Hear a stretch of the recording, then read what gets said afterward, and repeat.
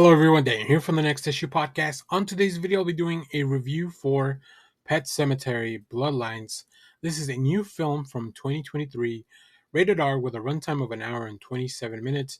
As of the recording of this video, we have a Rotten Tomato score of 20% for the critics, 68% for the audience, and a Letterboxd average rating of 2.7.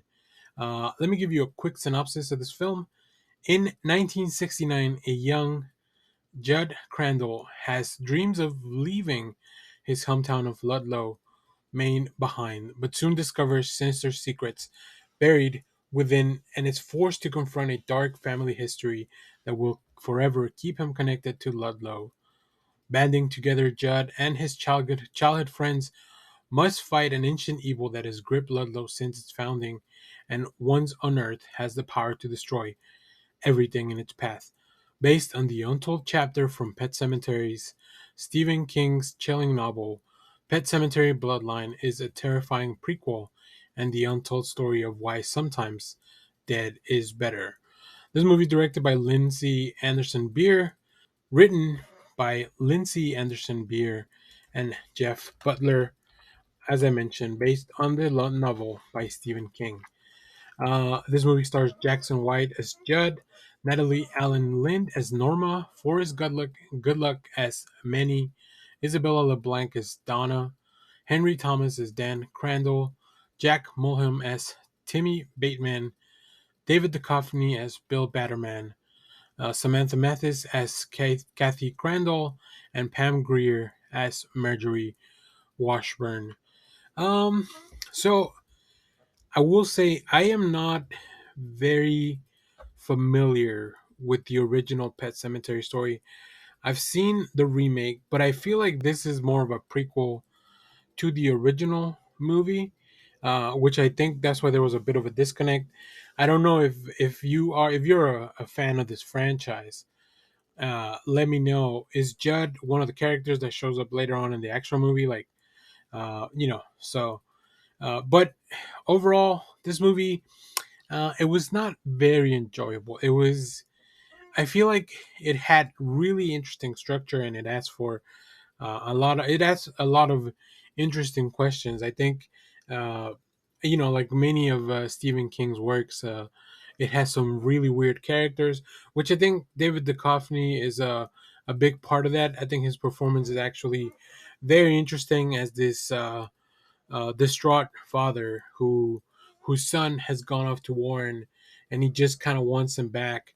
And I think also the whole small town aspect of it, of like everyone is aware of what's going on. There are these families that are keeping the secret, but also this is a small town, so like everyone is in everyone's business, which is really like it's a really interesting dynamic for the town, especially when things start to go wrong. The whole town is kind of aware of it. This is it feels like a very small movie, right? It's a small town, and it's a contemporary, not a contemporary piece. It's a period piece from like the '60s. So even then, um, it even elicits more of that small town USA feel because it's in the '60s and it's back in an era where some of these small towns were really disconnected from everything else. So I think there's a lot of themes and ideas of wanting to leave and move on and looking for something better, but something kind of holding you back, almost being a prisoner of this town, which I thought was interesting. I don't know that it was fully explored. A lot of the characters to me felt a little bit one dimensional, like, like they each had their own role to fulfill, but they were never fully rounded out, especially in our protagonist. Um, it felt like things were just happening to him, as opposed to him actually being in control. And maybe that's part of it. Maybe that's part of the what the story's trying to say, right? Because the town is kind of the thing that's actually holding everyone in, and the town kind of makes you its prisoner by having you have to stay there and combat this evil. We have a lot of jump scares, especially with some. I will warn you, there's some animal violence. I will say, if you're not a fan of that, which I don't know who could be, yeah, that if that really upsets you, I guess that's what I'm trying to say. That this will probably be an upsetting movie for some of those things. But and like some of other Stephen King's work, like we have four kids that are growing up in this town, and as they grow up, they kind of go their separate ways. They grow apart. They have different ambitions. They have different issues that they have to deal with. I do like the idea of the adults knowing that something's off, but trying to ignore it until it really becomes a problem. Like there's a lot of scenes where the adults kind of get together and they're like, "Do we need to deal with this now?" Which is kind of interesting.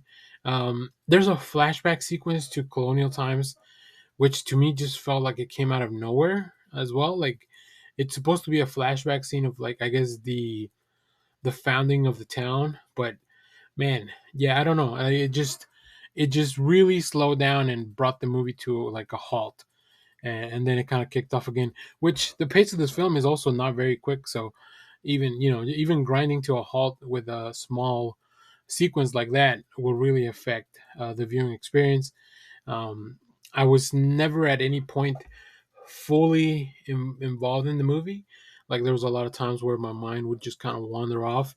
I was watching this at home, so that definitely, I think maybe seeing this in the theater would have at least helped me try to keep a little bit more focus. Um, there is some sequences where, like, some effects, whether they're practical or not, I couldn't really tell, but they are pretty gnarly, pretty sick. So if there's definitely a lot of that in this film. There's also some small places where I think they try to use some CG that just didn't look very good. So I can understand why the critics have such a low score. Um, it feels to me like this movie was just, I don't know, it missed the mark. To me, it just missed the mark overall. But like I said, although it had some interesting ideas, it's just not very enjoyable. I'm glad it was only an hour and 27 minutes, but it definitely felt like it was more than that just because of the pacing of the film. Um, and I guess the other thing that is kind of a hindrance to myself, like I said, I'm not super familiar with the lore. Maybe if I had at least seen, if I had had some of those payoffs of, like, oh, this relates to this part of the movie. Like sometimes that's kind of fun, right? To figure out how things are connected to the next movie, which is this, I mean, this is a prequel, so like how things are connected to the original Pet Cemetery. Even that part might be fun. But because I had none of that knowledge and none of that baggage, even that part didn't fully connect. So I think if you enjoy this franchise, you might want to check this out. If you are a completionist for Stephen King's adaptations, you definitely want to check this out. But other than that, there's probably better stuff. I just did a review for Totally Killer, which is a fun slasher film that's a little bit more than meets the eye as well. So maybe check that out instead. But yeah, let me know if you have seen this film. Let me know what you thought about it down in the comments. As always, thank you for watching, everyone. Remember to share, like, subscribe, hit the bell so you know when we go live. That is most Saturdays, 10 a.m. Central Standard Time. Stay tuned. We have more comic reviews, trailer reactions, TV recaps, all that fun stuff in the channel. Thanks for watching, everyone. Bye bye.